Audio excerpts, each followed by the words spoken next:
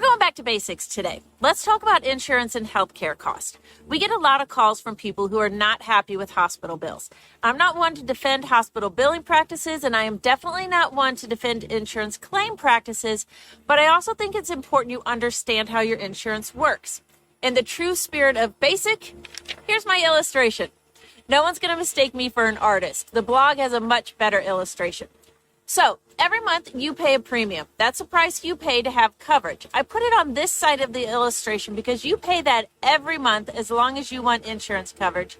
And it allows you to have insurance and maybe some preventive care. But what happens when you use health care? Insurance can be a lot more complicated, but in general, this is how insurance works.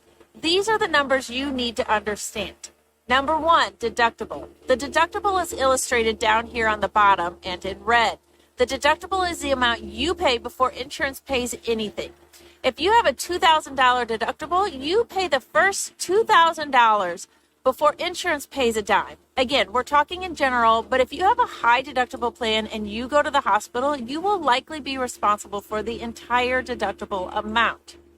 Once you hit that deductible amount, insurance is going to come in and hold hands with you. They're not taking over all the costs, but they will take responsibility for some of the cost.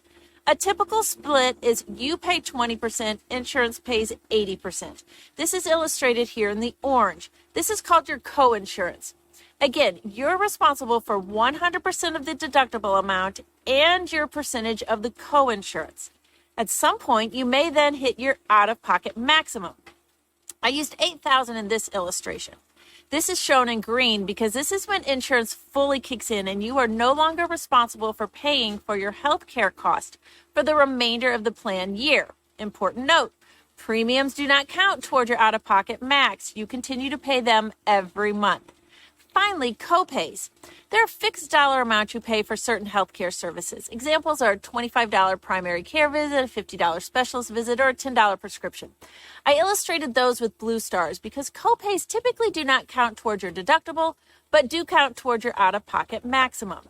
This is a very simplified example, but this is in general how insurance works.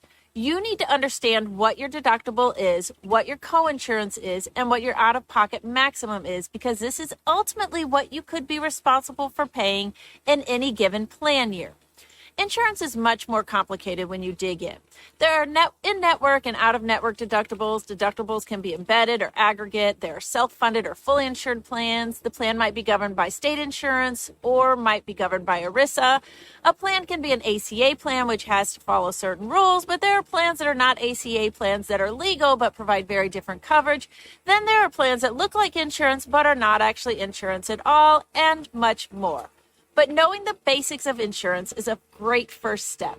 If you have a medical billing or insurance issue that is more complex, I recommend you seek out an advocate.